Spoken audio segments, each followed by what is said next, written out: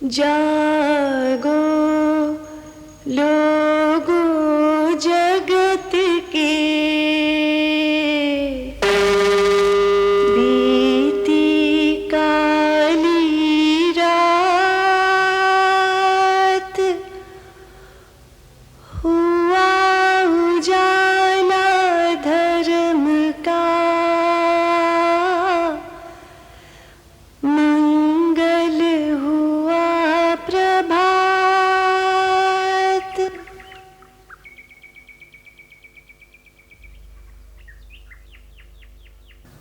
अध्यात्म के सर्वोच्च शिखर तक पहुंचने की यात्रा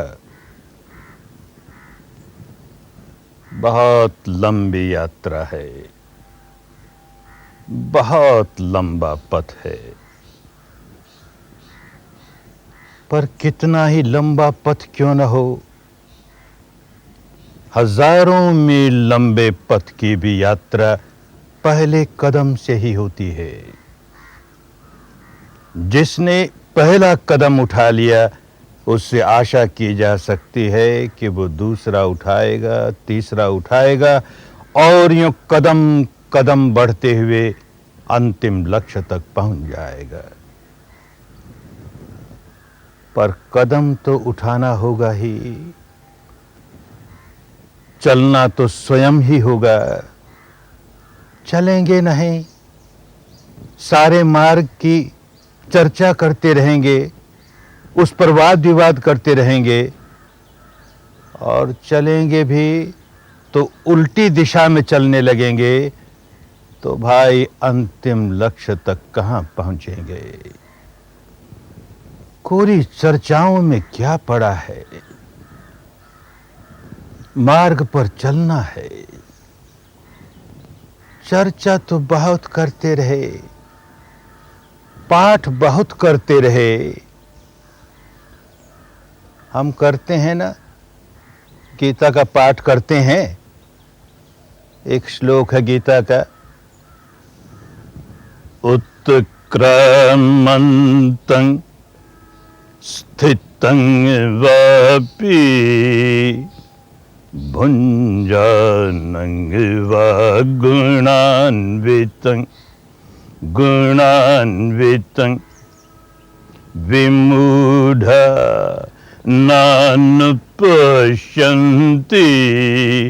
पश्यन्ति ज्ञानचक्षुषः।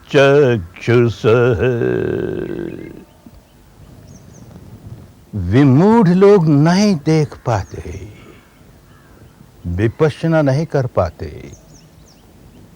विपश्यना करते हैं तो ज्ञान के चक्षु खुलते हैं, और ज्ञान के चक्षु खुलते हैं तो ही विपश्यना करते हैं। क्या विपश्यना करते हैं? भीतर की सच्चाई का दर्शन करना शुरू कर देते हैं। उत्क्रामन्तं, हमारे मानस के 4 खंडों में से पहले खंड ने अपना सिर उठाया, कुछ हुआ, इंद्रिय के किसी दरवाजे पर कुछ खटपट हुआ, इतने में स्थितं, मानस का दूसरा खंड रुकता है, पहचानता है, मूल्यांकन करता है। इतने में संवेदनाएं चलने लगती हैं, सुखद होती हैं, दुखद होती हैं, तो उसका सुख भोगने लगता है, दुख भोगने लगता है। भुंजानं, और जैसे ही भोगता भाव से भोगने लगा कि राग जगाने लगा, द्वेष जगाने लगा, तो गुणान्वितं लगा बंधने।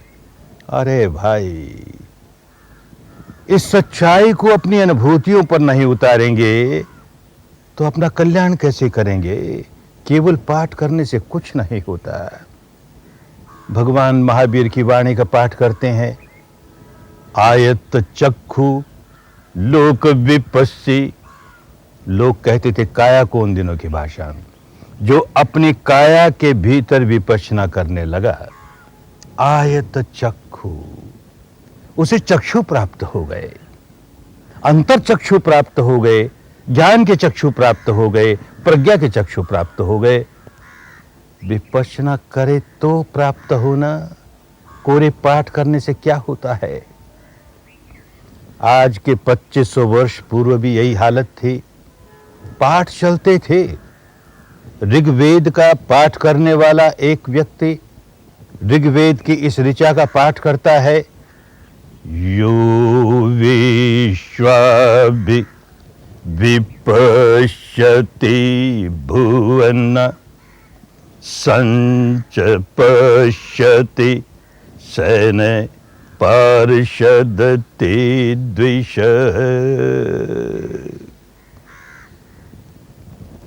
यो विश्वाभिविपश्यति भुवन, जो विपश्यना करता है, इस क्षण के सच्चाई के प्रति सजग होकर के अपने भीतर विपश्यना करता है, सम्यक रूप से करता है, वह सारे द्वेषों से पार हो जाता है। विपश्यना करता है तो पार हो जाता है ना भाई। केवल पाठ करे तो कैसे द्वेष के पार हो जाएगा। उस सन्यासी गृह त्यागी सिद्धार्थ गौतम ने यही तो देखा। कोई रास्ता होना चाहिए जो हमें राग के पार उतार दे, द्वेष के पार उतार दे, जो हमें वीत राग बना दे, वीत द्वेष बना दे, वीत मोह बना दे, सारे विकारों से मुक्त कर दे। भिन्न भिन्न प्रकार की, उस समय की प्रचलित भिन्न भिन्न प्रकार की साधनाओं का अभ्यास करके देखा, नहीं पहुंच पाए। तो खोजते खोजते खोजते ये विपश्यना विद्या खोज निकाली और इसके सारे सहारे सहारे शुद्ध बन गए, बुद्ध बन गए, नितांत विमुक्त बन गए, जीवन मुक्त हो गए। तो कहते हैं पुब्बे अननुसुत्तेषु धम्मेषु चक्षुं उदपादि। अरे पहले कभी सुना ही नहीं, कभी सुना ही नहीं। इस धर्म में मेरे चक्षु खुल गए, मेरे अंतर चक्षु खुल गए, प्रज्ञा चक्षु खुल गए, ज्ञान चक्षु खुल गए, तो मुक्त हो गया। पहले सुना ही नहीं। केवल शब्द सुन लेने से बात नहीं बनती, उन शब्दों का अर्थ ही लुप्त हो जाता है। जब काम नहीं करते, उसका अभ्यास नहीं करते, तो शब्दों के अर्थ ही लुप्त होते चले जाते हैं। सचमुच अंतर प्रज्ञा जागे, सचमुच अंतर चक्षु जागे, तो भीतर की सच्चाइयों को यथाभूत देखना शुरू कर दे। ये शरीर और चित्त का प्रपंच कैसे काम करता है, किस प्रकार एक दूसरे को प्रभावित करता है। परमाणुओं के पुंज उत्पन्न होते हैं, नष्ट होते हैं, उत्पन्न होते हैं, नष्ट होते हैं। चित्त प्रतिक्षण उत्पन्न होता है, नष्ट होता है, उत्पन्न होता है, नष्ट होता है। और कैसे एक से दूसरा प्रभावित होता है, ये सारा प्रपंच भीतर का देखने लगे तो सारा रहस्य खुल जाए, कुदरत का सारा रहस्य खुल जाए। क्यों विकार जागते हैं, कैसे विकार जागते हैं, अरे कैसे उनका संवर्धन होता है, कैसे उन्हें रोका जा सकता है, कैसे उन्हें निकालते निकालते निकालते नितांत विमुक्त अवस्था प्राप्त की जा सकती है। ये जो ऊपर ऊपर का चित्त है, जिसे उन दिनों की भाषा में परित चित्त कहा, परिमित चित्त, छोटा सा चित्त, जिसे आज के पश्चिम के वैज्ञानिक कहते हैं कॉन्शियस माइंड, बड़ा छोटा सा माइंड, और बाकी सारा का सारा हाफ कॉन्शियस, अनकॉन्शियस। और इन दोनों के बीच में बहुत मोटी दीवार पड़ी है। जिसे कॉन्शियस माइंड कहते हैं, उसे पता तक नहीं कि भीतर क्या हो रहा है, भीतर ही भीतर कितना प्रपंच चल रहा है, भीतर ही भीतर कैसे विकार जाग रहे हैं, उनका संवर्धन हो रहा है, ये सारा प्रपंच पता ही नहीं लगता। विपश्यना का काम आरंभ करते हैं तो ये दीवार टूटती है। जिसे कॉन्शियस माइंड कहते हैं, चेतन चित्त कहते हैं, दीवार टूटती है उसके आगे की और सारा का सारा चेतन हो जाता है। भीतर तक कुछ भी अचेतन नहीं रहता। वैसे हमारे यहाँ के महापुरुषों ने ये चेतन अचेतन इस प्रकार के शब्द नहीं इस्तेमाल किए, कॉन्शियस अनकॉन्शियस नहीं, परित परमित है, छोटा सा है, भीतर क्या हो रहा है उसकी जानकारी नहीं है, अब उसकी जानकारी होने लगी। क्या हो रहा है? जब जानकारी नहीं है तो भीतर ही भीतर संवेदनाओं की अनुभूति हो रही है। प्रत्येक क्षण जहां जहां जीवन है, प्रत्येक क्षण वहां कोई न कोई संवेदना हो रही है, कण कण में, अणु अणु में संवेदना हो रही है। ये बेचारा ऊपर ऊपर का चित्त जाने ही नहीं क्या हो रहा है। दीवार टूटती है तो एक एक अणु की संवेदना महसूस होने लगती है, उत्पन्न हो रहा है, नष्ट हो रहा है, उत्पन्न हो रहा है, नष्ट हो रहा है। अरे अनित्य है, अनित्य है, नश्वर है, भंगुर है। इसे अनुभूतियों से जानते जानते जानते यात्रा हमें सारे अनित्य अवस्थाओं में से गुजरते हुए उस नित्य शाश्वत ध्रुव तक पहुंचाने की यात्रा है। अनित्य के रास्ते से नहीं गुजरेंगे तो न जाने कौन सी अनित्य की अवस्था हमें पकड़ के रह जाएगी, और इस भ्रांति में, इस भ्रम में कि बस नित्य प्राप्त हो गया, शाश्वत प्राप्त हो गया, ध्रुव प्राप्त हो गया, धोखे में रह जाएंगे। तो सारी की सारी स्थूल से स्थूल अवस्थाओं से लेकर सूक्ष्म से सूक्ष्म, सूक्ष्म से सूक्ष्म जो जो अनित्य का क्षेत्र है, शरीर और चित्र का क्षेत्र है, सारी इंद्रियों का क्षेत्र है, उस सारे क्षेत्र का अनुसंधान करना है। होता जाएगा, अनित्य है, अनित्य है, अनित्य है, तरंगे ही तरंगे, बुदबुदे ही बुदबुदे, इतने ही सूक्ष्म, इतने ही सूक्ष्म। एक अवस्था आएगी, एक स्थान पर केवल मुट्ठी के जितनी जगह ऐसी है कि लगता है यहां तो कोई उत्पाद व्यय नहीं हो रहा, अरे कहीं ये तो ध्रुव नहीं, तो किया जाएगा विपश्यना, प्रज्ञा का अभ्यास किया जाएगा। प्रज्ञा का काम यही है, छेदन करती है, भेदन करती है, टुकड़े टुकड़े करती है, विभाजन करती है, विघटन करती है। तो टुकड़े होते होते होते वो जो मुट्ठी के जितनी बड़ी जगह थी, टूटते टूटते एक अंगुष्ठ प्रमाण, अंगूठे की जितनी जगह रह गई, और फिर उसका भी भेदन हो रहा है, छेदन हो रहा है, भेदन हो रहा है, छेदन हो रहा है, एक तिल के समान जगह रह गई। कहीं ये तो नित्य नहीं, ये तो शाश्वत नहीं, देखे जा रहा है, देखे जा रहा है प्रज्ञा द्वारा उसको, तो बिंधन हो रहा है, छेदन हो रहा है, भेदन हो रहा है। अरे टूटा वो भी, तो छिंदती हृदय ग्रंथि भिंदंती सर्व संशय, सारे संशय दूर हो गए। ये सारे अनित्य के क्षेत्र में कैसी भ्रांति पैदा कर रखी, ये नित्य है, ये नित्य है, ये नित्य है। अरे नहीं नित्य है, शरीर और चित्त के परे की अवस्था है, सारी इंद्रियों के परे की अवस्था है, जहां इंद्रियां काम करने बिल्कुल बंद कर देगी, उस इंद्रियातीत अवस्था को नित्य शाश्वत ध्रुव ये कह सकते हैं। ये है, नित्य है, शाश्वत है, ध्रुव है, लेकिन अनिर्वचनीय है। किन शब्दों में समझाया जाए? इंद्रिय जगत में विचरण करने वाला इंद्रियातीत अवस्था की अनुभूति करके फिर इंद्रिय जगत में आया, क्या बोले? जो अनुभव इंद्रियातीत अवस्था में हुआ वो फिर इंद्रिय जगत में इंद्रियों के सहारे क्या समझाए, और समझाए तो कैसे समझाए? मुंह बंद हो जाता है, बोल ही नहीं सकता। तो संत कहता है कि ठाकुर मिल गया ओ तिल ओले, ठाकुर मिल गया तिल ओले, मन मगन भया अब क्या बोले, मन मगन भया अब क्या बोले। वो परम सुख की अवस्था, गूंगा हो जाता है, उसके बारे में क्या कहे? जो कहता है उसके बारे में समझ लेना चाहिए उसे साक्षात्कार नहीं हुआ है, उसे अनुभूति नहीं हुई है, इसीलिए बातें करता है। वो अवस्था का वर्णन नहीं हो सकता, अनिर्वचनीय है। किन शब्दों में समझाए? तो कहा बोले सो देखे नहीं, बोले सो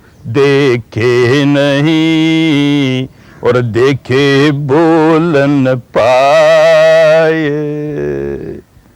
जो बोलता है उसने देखा नहीं भाई, जो देख लेता है, साक्षात्कार कर लेता है, वो क्या बोलेगा, बोल नहीं पाएगा। अरे गूंगे की शर्करा, गूंगे की शर्करा, वो चाख चाख मुस्काए, क्या बोलेगा, उसका भाव बताएगा, उसका जीवन बोलेगा। अब यह आदमी बिल्कुल बदल गया, संत हो गया। कैसे समझाएगा कि उसे क्या अनुभूति हुई, कैसे बताएगा क्या साक्षात्कार हुआ, किसका दर्शन हुआ। अरे उसका कोई रंग नहीं, उसका कोई रूप नहीं, उसकी कोई आकृति नहीं, कैसे समझाए।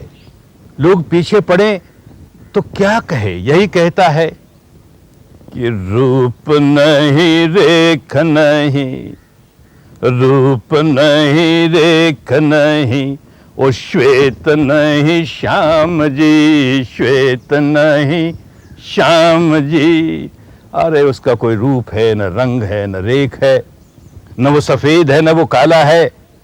कि तुम सदा एक रस राम जी, राम जी, तुम सदा एक रस। वो एक रस अवस्था है, उसे कोई चाहे जिस नाम से पुकारे। अरे उसका साक्षात्कार होना चाहिए ना, उसकी अनुभूति होनी चाहिए ना, अन्यथा तो लड़ते ही रह जाएंगे। मेरा राम तेरा रहीम, मेरा कृष्ण तेरा करीम। आप डंडे रह गए ना, मशाल की रोशनी तो खत्म हो गई, धर्म तो खत्म हो गया, अध्यात्म की अनुभूति तो रही नहीं, तो सिवाय झगड़े की और क्या होगा। अनुभूति होगी तो देखेगा किस प्रकार। एक एक कदम, रास्ता बड़ा लंबा है, लेकिन फिर भी एक एक कदम देखो कल्याण हुए जा रहा है। एक एक कदम जैसे जैसे अंतर्मुखियों के सच्चाई को देखता चला जाएगा, देखेगा देख विकार जागा। और क्या हुआ विकार जागते ही, कैसे मन पर जागा हुआ विकार शरीर पर अपना प्रभाव प्रकट करने लगा। ये शोणित प्रवाह करने वाली धमनियों में एक तरह का जीव रसायन, एक बायोकेमिकल का प्रवाह होना शुरू हुआ। क्रोध जागा तो एक तरह का बायोकेमिकल, उन दिनों की भाषा में उसे आश्रव कहते थे। आश्रव का माने बहाव, और आश्रव का माने नशा भी। एक बहाव बहने लगा, क्रोध जगा, एक रसायन का बहाव बहने लगा, आश्रव बहने लगा। बड़ा दुखदाई, बड़ा कष्टदायी। और क्योंकि बड़ा कष्टदायी है, ऐसा बहाव बहा कि क्रोध और ज्यादा तेज हुआ, क्रोध और तेज हुआ, आश्रव और तेज हुआ, आश्रव और तेज हुआ, क्रोध और तेज हुआ। अरे विश्व सर्कल, दुष्चक्र ही दुष्चक्र, व्याकुलता ही व्याकुलता। ठीक इसी प्रकार वासना जगाई तो उस वासना के अनुसार एक रसायन बहने लगा। वो रसायन बहने लगा, वासना बढ़ने लगी, वासना बढ़ने लगी, रसायन बढ़ने लगा। अरे दुष्चक्र ही दुष्चक्र। गहराइयों से जाकर के ये विद्या प्राप्त हो जाए तो इस चक्र को तोड़ दिया जाता है। विकार तो जागा, हमारी नासमझी से जागा, पर जागा। और अब देखिए बहाव बहने लगा और उसकी एक प्रकार की संवेदना होने लगी। अब इसे हम साक्षी भाव से देखते हैं, हम नहीं प्रतिक्रिया करते, हम इसकी वजह से नया विकार नहीं जगाते, बस रोक लगने लगी। इस रोक लगाने में जितना जितना सफल हुआ, उतना उतना विकारों के निष्कासन में सफल हो गया। स्वभाव बदलने लगा, प्रकृति बदलने लगी, तो आदमी बदलने लगा, उसका जीवन बदलने लगा। ये काम स्वयं करना पड़ता है ना भाई। दो शब्द विपश्यना के पुराने साहित्य में, दो शब्द आते हैं, नति गति। नति कहते हैं झुकाव को, किस ओर झुकाव हुआ, और गति कहते हैं उस ओर चलायमान हो गया। तो हमारे चित्त ने प्रतिक्रिया की, क्रोध की प्रतिक्रिया की, तो उस ओर झुकाव हो गया, क्रोध की ओर झुकाव हो गया, अब उसी ओर गति जा रही है। अब बार बार क्रोध करता है, बार बार क्रोध करता है और अपने को व्याकुल बनाया जा रहा है। लोभ की नति, उस ओर झुका हुआ कि राग की नति, कि वासना की नति, कि भय की नति, किस ओर झुका हुआ? जिस ओर झुका हुआ उस ओर गति चल पड़ी। नति गति नति गति। अरे हम मालिक हैं अपने। अत्ता ही यत्तनो नाथो, अत्ता ही यत्तनो गति। यह नति हमने बनाई ना, तो गति हम नहीं बनाई ना समझी से बनाई तो अवनति ही अवनति, ना समझी से बनाई तो दुर्गति ही दुर्गति, समझदारी से बनाई तो सदगति ही सदगति, उन्नति ही उन्नति। हम मालिक हैं भाई। चलें तो धर्म के रास्ते, शील का पालन करें, कल्याण ही कल्याण। समाधि का पालन करें, कल्याण ही कल्याण। प्रज्ञा का पालन करें, कल्याण ही कल्याण। धर्म के रास्ते में कल्याण ही कल्याण। विपश्यना के रास्ते में एक एक कदम कल्याणकारी, खोते कुछ भी नहीं। बड़ा मंगल, बड़ा कल्याण। धर्म में मंगल ही मंगल, कल्याण ही कल्याण। मंगल ही मंगल, कल्याण ही कल्याण। आदि माही कल्याण है, मध्य माही कल्याण, अंत माही कल्याण है। मंगल पंथ महान।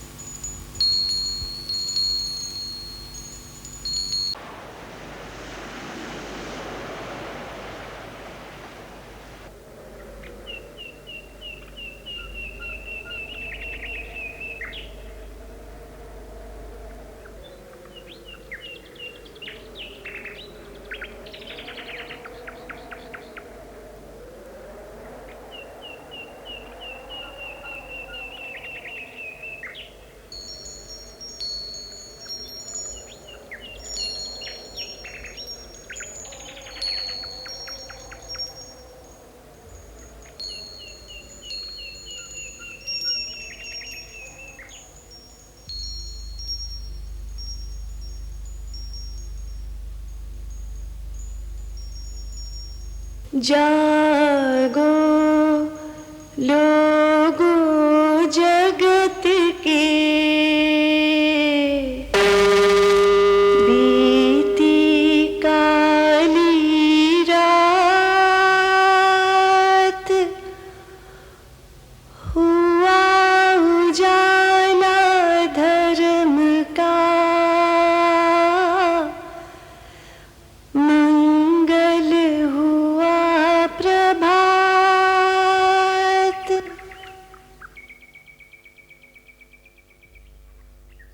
धर्म का शुद्ध स्वरूप कायम हो। धर्म पर जो संप्रदाय के छिलके लग गए, इन छिलकों ने धर्म को छिपा लिया। इन छिलकों को दूर करें। धर्म का शुद्ध रूप उजागर होगा तो धर्म का वर्चस्व बढ़ेगा, अन्यथा संप्रदायों का वर्चस्व बढ़ता जाएगा और देश में, विश्व में अशांति ही अशांति रहेगी। धर्म का शुद्ध स्वरूप जो सब के लिए एक सा है, वही धर्म हो तो धर्म का शुद्ध स्वरूप है। जो सार्वजनीन है, सबका है, सबको समान रूप से कल्याण प्रदान करता है, सबका समान रूप से मंगल करता है, तो धर्म है। जिसमें जाति जाति को लेकर भेद नहीं होता, जिसमें वर्ण गोत्र को लेकर भेद नहीं होता, जिसमें रंग रूप को लेकर भेद नहीं होता,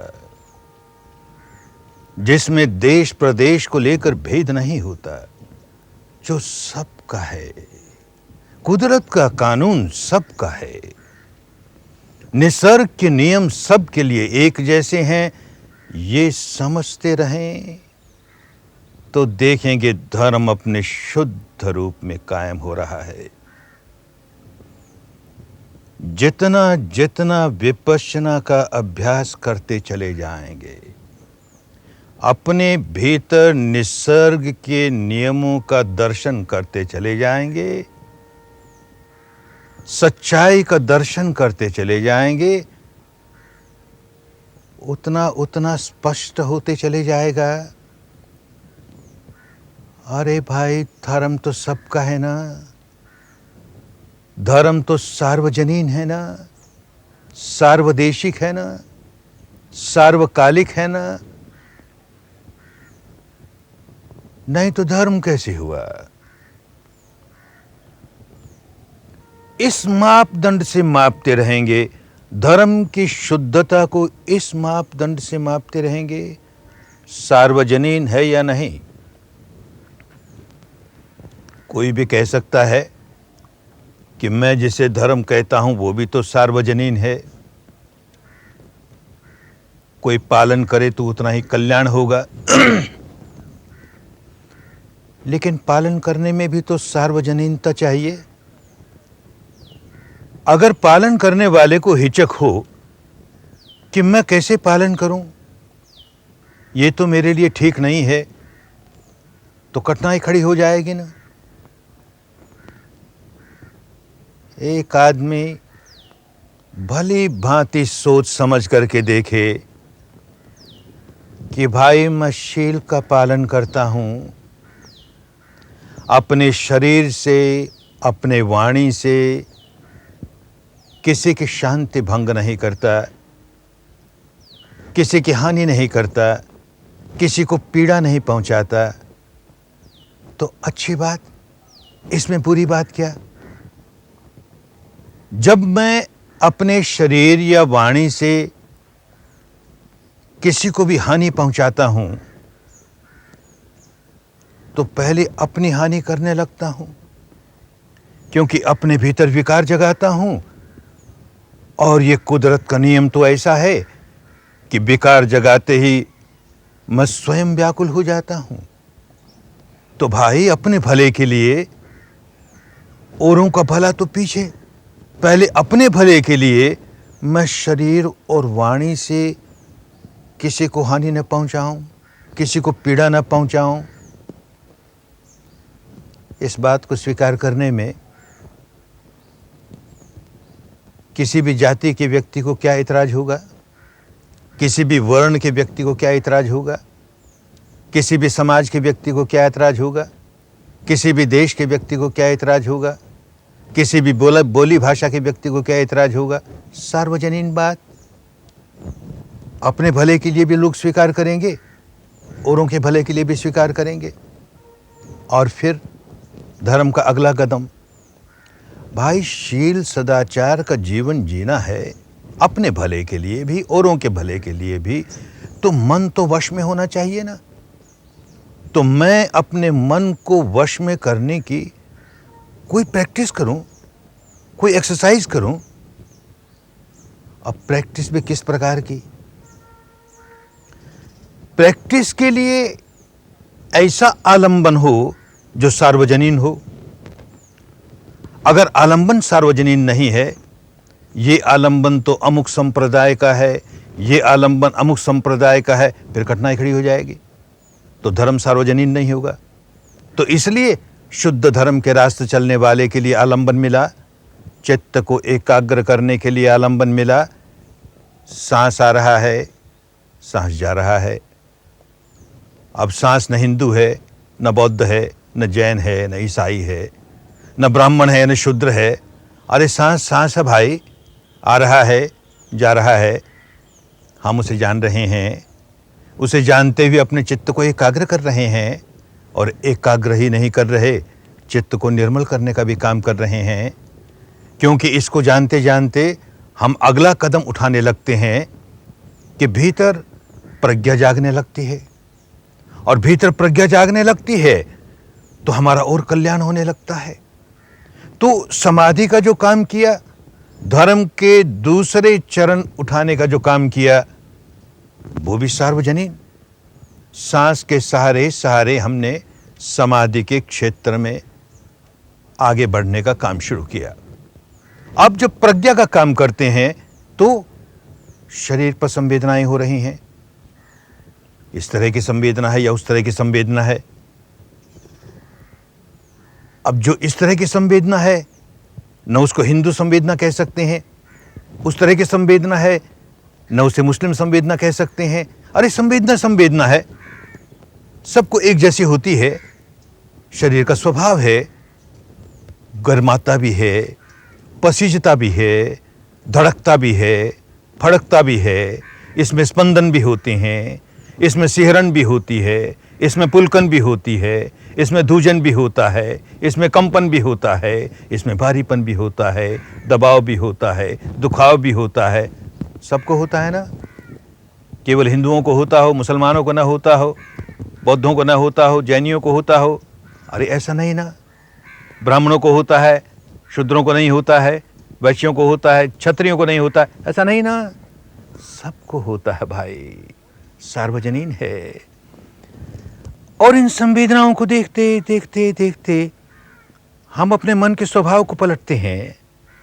इन्हीं संवेदनाओं के प्रति मन ने ऐसा स्वभाव बना लिया था कि ये जब सुखद लगती हैं तो राग पैदा करे, दुखद लगती हैं द्वेष पैदा करे। उसका वो स्वभाव तोड़ रहे हैं। सुखद लगे तो भी हम राग नहीं पैदा करते, दुखद लगे तो भी हम द्वेष नहीं पैदा करते। तो विकारों से छुटकारा होता है, क्रोध से छुटकारा होता है, द्वेष से छुटकारा होता है, अहंकार से छुटकारा होता है, वासना से, भय से, ईर्ष्या से, मात्सर्य से। ये सार्वजनीन रोग है ना। जब किसी को क्रोध जागता है तो क्या लेबल लगाएंगे? कहेंगे ये हिंदू क्रोध है, कि ये बौद्ध क्रोध है, कि जैन क्रोध है, कि मुस्लिम क्रोध है। और उस क्रोध की वजह से जो व्याकुलता आती है भीतर, उसे क्या लेबल लगाएंगे? ये अब के हिंदू व्याकुलता आई, कि ये बौद्ध व्याकुलता आई, कि जैन व्याकुलता आई। अरे सार्वजनीन रोग है ना, सबका एक जैसा रोग है। तो जो सबका एक जैसा रोग है, उस रोग की औषधि भी एक जैसी होनी चाहिए, सार्वजनीन होनी चाहिए। धर्म औषधि हमारे रोगों की, तो धर्म सार्वजनीन होना चाहिए। हमने सांस का सहारा लिया, सार्वजनीन है। हमने इन संवेदनाओं का सहारा लिया, सार्वजनीन है। हर आदमी अपनी संवेदनाओं को देखकर अपने मन के स्वभाव को पलट सकता है, विकारों से मुक्ति पा सकता है, आसक्तियों से मुक्ति पा सकता है। ये जो श्राव बहने लगे, विकार जागा और श्राव बहने लगा, एक रसायन बहने लगा भीतर। सबको एक जैसा है ना। और वो रसायन इतना अप्रिय लगा कि उसकी वजह से फिर विकार जागा। सबको ऐसा ही है ना। उसके प्रति आसक्ति हुई तो संवेदनाओं के प्रति आसक्ति हुई। सबको एक जैसी बात है ना। आदमी कहता है कि उसे व्यसन लग गया, कोई कहता है इसे शराब का व्यसन लग गया। भीतर जाकर के विपश्यना के सहारे जब सच्चाई को देखेंगे तो साफ मालूम होगा व्यसन शराब का नहीं है, व्यसन संवेदनाओं का है। शराब पीने से जो एक प्रकार की संवेदना होती है वो प्रिय लगने लगी और बार बार अर्ज उठती है, बार बार जी चाहता है वैसी संवेदना फिर हो, वैसे संवेदना फिर हो। ये अंतर्मन में चल रहा है। ये ऊपर ऊपर वाला मन तो शराब फिर चाहिए, शराब फिर चाहिए, लगता है शराब का व्यसन है। अरे शराब का व्यसन नहीं भाई, इन संवेदनाओं का व्यसन है। जुए का व्यसन नहीं भाई, इन संवेदनाओं का व्यसन है। इसी तरह से क्रोध का व्यसन नहीं भाई, इन संवेदनाओं का व्यसन है। वासना का व्यसन नहीं, इन संवेदनाओं का व्यसन है। ये बात जितनी जल्दी जिसके समझ में आ जाए वो इन संवेदनाओं को देखते देखते देखते अपने व्यसन के बाहर निकल जाए। किस प्रकार शराब के व्यसन में डूबे हुए लोग, एक शिविर होता है, 2 शिविर होता है, 3 शिविर होते हैं। कोई धमकी नहीं देता, घर जाकर शराब पिएगा तो तुझे वो कुंभी पाक नरक मिलेगा, कोई नहीं कहता। इन्हीं संवेदनाओं को देखते देखते देखते अब दृष्टा भाव से देख रहा है, साक्षी भाव से देख रहा है, निसंग भाव से देख रहा है, तो उन संवेदनाओं का कोई असर नहीं होता। उनका व्यसन टूट रहा है, आसक्ति टूट रही है। अरे ये सबको होता है ना। तो हमारा सार्वजनीन रोग है और ये सार्वजनीन इलाज है। किसी को मलेरिया हो जाए तो क्या कहेंगे, ये हिंदू मलेरिया है। क्या कहेंगे, ये मुस्लिम मलेरिया है। अरे मलेरिया मलेरिया है भाई।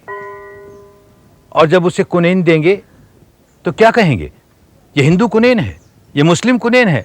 अरे कुनैन कुनैन है भाई। किसी को प्लेग हो गई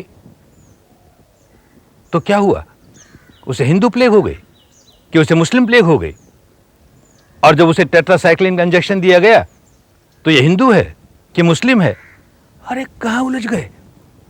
बात समझें, धर्म सबका एक जैसा है। हमारा सार्वजनीन रोग है। हर व्यक्ति विकार जगह जगह के व्याकुल होता है, पागल होता है, समझ नहीं रहा मैं क्या कर रहा हूं, अपनी हानि करता है। और ये विपश्यना द्वारा अपने भीतर धर्म जगाता है, सच्चाई को देखने की विद्या सीखता है। इन संवेदनाओं के प्रति जो आसक्ति है, इन संवेदनाओं को लेकर के जो राग जागता है, द्वेष जागता है, उससे छुटकारा पाता है। छुटकारा पाता है, सुखी हो जाता है। हर कोई सुखी हो जाएगा। जो चित्त निर्मल कर लेगा वही सुखी हो जाएगा। ये चित्त को निर्मल कर लेना, उसे सद्गुणों से भर लेना, ये किसी एक जाति की मोनोपोली नहीं, किसी एक संप्रदाय की मोनोपोली नहीं, किसी एक वर्ण की मोनोपोली नहीं। अरे कोई करे, जो अपने चित्त को निर्मल करे वही संत हो गया। कोई भगवान बुद्ध के पास आता है और उन्हें गालियां निकालता है, बुरी तरह गालियां निकालता है, और वो मुस्कुराते हैं, कहते हैं भाई तुम किसी के पास उपहार लेकर जाओ, भेंट लेकर जाओ, और वो व्यक्ति तुम्हारी भेंट नहीं स्वीकार करे तो तुम्हारी भेंट का क्या हो। तो कहता क्या हो, मेरी भेंट मेरे पास रह गई और क्या हो। बस यही बात हुई ना। तुम गालियों का उपहार लेकर हमारे पास आए, हमने तो नहीं स्वीकार किया, तुम्हारी भेंट तुम्हारे पास। अरे बड़ा समझदार आदमी था, बात समझ में आ गई। सारा जीवन हम क्या करते हैं, एक उपहार गाली की किसी को देते हैं, वो 10 देता है, हम 100 देते हैं, वो 1000 देता है, तू भी दुखी मैं भी दुखी। ये कैसा संत है, ये उपहार स्वीकार ही नहीं करता, तो बदले में ऐसा उपहार देता भी नहीं। अरे निर्मल चित्त हुआ ना, कोई हो जाए। भगवान महावीर के कान में कोई कील ठोंक रहा है, वो मुस्कुराते हैं, पागल है, इसे होश नहीं है क्या कर रहा है। उनकी मैत्री जागती है, करुणा जागती है। अरे ऐसी मैत्री करुणा जागनी केवल जैनियों की मोनोपोली है कि बौद्धों की मोनोपोली है। अरे संत हो गया तो जागेगी ही ना। ईसा मसीह को टांग दिया गया, क्रॉस पर टांग दिया गया, हाथ में कील ठुकी है, पाँव में कील ठुकी है, सिर में कील ठुकी है। जीवन का अंतिम क्षण नज़दीक है और उसके मन में करुणा जागती है, मैत्री जागती है। अरे इन्हें अपने किए का कर्म का फल न भोगना पड़े रे, इनको अपने कर्म का फल न भोगना पड़े रे। संत है ना, कोई हो, निर्मल चित्त हुआ तो संत हो गया ना। पैगंबर मोहम्मद साहब रोज अपने मस्जिद में जाते हैं नमाज के समय, और रास्ते में एक बुढ़िया का घर है, उसको किसी बात को लेकर के उनके साथ मेल नहीं बैठता, उनके विचार उसे ठीक नहीं लगते, उनके उपदेश ठीक नहीं लगते। तो जब वो उसके घर के नीचे से निकलते हैं, वो ऊपर से कूड़े से भरी हुई टोकरी उन पर उड़ेल देती है, कचरा उनके सिर पर गिरता है, मुस्कुराते हैं, उसे साफ करते हैं, चले जाते हैं। ये रोज का काम। एक दिन उस बुढ़िया ने कचरा नहीं फेंका, पैगंबर साहब ने देखा क्या हुआ, तो उसके घर पर चढ़ गए। अरे बुढ़िया माई क्या हो गया, कहीं तो बीमार तो नहीं हो गई। अरे तू रोज इस समय मेरे सिर पर कचरा डालती है, तुझे आज क्या हो गया। संत है ना, चित्त निर्मल हुआ। मस्जिद में लोग बैठे हैं, नमाज पढ़ रहे हैं। किसी एक भाई को डायबिटीज़ का रोग होगा, बेचारे को जोर की पेशाब की हाजत हुई, अब रोक नहीं सका अपने आप को, वहीं नज़दीक बैठ के कहीं पेशाब कर लिया। लोगों को गुस्सा आया, पीछे पड़े उसको मारने के लिए। पैगंबर साहब आती है, अरे क्या करते हो, अरे ये रोगी है बेचारा, पानी भर के बाल्टी साफ करते हैं, खुद साफ करते हैं। अरे संत है ना भाई। उनकी शिक्षा को मानने वाला वो नमाज पढ़ने वाला व्यक्ति हो, या उनकी शिक्षा का विरोधी वो बुढ़िया हो, दोनों पर एक जैसी करुणा है ना। अरे करुणा करुणा है, किसी भी संत में आ जाएगी। वो जाति नहीं देखती, वर्ण नहीं देखती, गोत्र नहीं देखती। समझें धर्म को। हमारे यहां भी संत एकनाथ नदी नहा करके जा रहे हैं और किसी आदमी के साथ उनका संबंध बिगड़ा हुआ है। नहा करके गए, रास्ते से गुजर रहे हैं, उसने थूक दिया, मुस्कराए, फिर नहा कर गए, साफ कर लिया अपने बदन को, फिर गए, फिर थूक दिया, फिर नहा लिया। 2 बार हुआ, 4 बार हुआ, वो व्यक्ति पांव पकड़ के बैठ गया। अरे आप जैसे संत, मैंने कितनी बड़ी भूल की। अरे संत संत है, संत न हिंदू होता है, न बौद्ध होता है, न जैन होता है, न मुस्लिम होता है। जिसका निर्मल हो गया चित्त और चित्त में करुणा जाग गई, मैत्री जाग गई, संत हो गया। कोई हो जाए तो भाई शील का पालन करे, कोई भी कर सकता है। समाधि का अभ्यास करे, सांस के सहारे सहारे सहारे प्रज्ञा को जगाए, अपने शरीर की संवेदनाओं को देखते देखते, काया को देखते देखते कायानुपश्यना करे। काया पर क्या जाग रहा है, इन वेदनाओं को देखते देखते वेदनानुपश्यना करे। चित्त को देखते देखते चित्तानुपश्यना करे। चित्त पर क्या जाग रहा है, उन दिनों की भाषा में उसे धर्म कहते थे। जो चित्त पर जागे सो धर्म, तो धर्मानुपश्यना करे।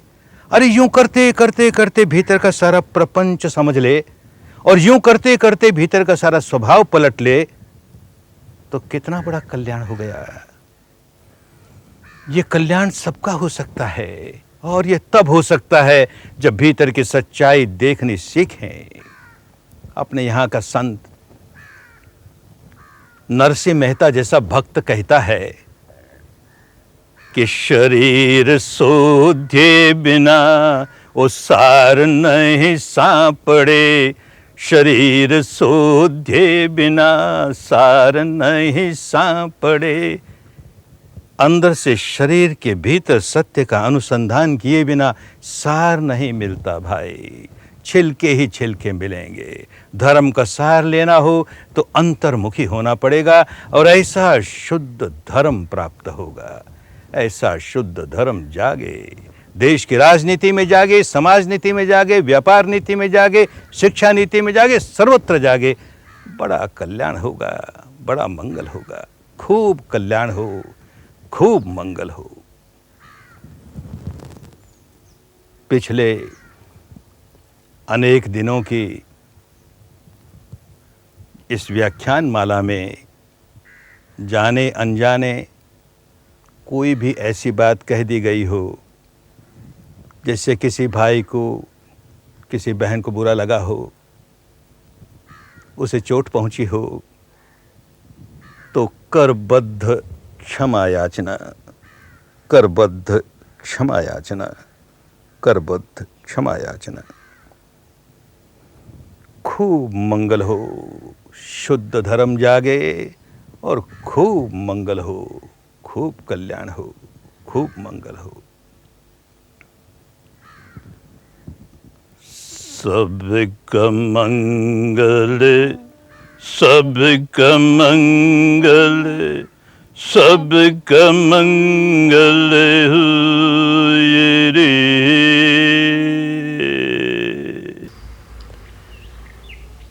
सबका मंगल, सबका मंगल, सबका मंगल होए रे। तेरा मंगल, तेरा मंगल, तेरा मंगल होए रे। शुद्ध धर्म घर घर में जागे, शुद्ध धर्म घर घर में जागे। घर घर शांति समाए रे, घर घर शांति समाए रे। नर नारी हो धर्म बिहारी, सब नर नारी धर्म बिहारी। घर घर सुख छा जाए रे, घर घर मंगल होए रे। सबका मंगल, सबका मंगल, सबका मंगल होए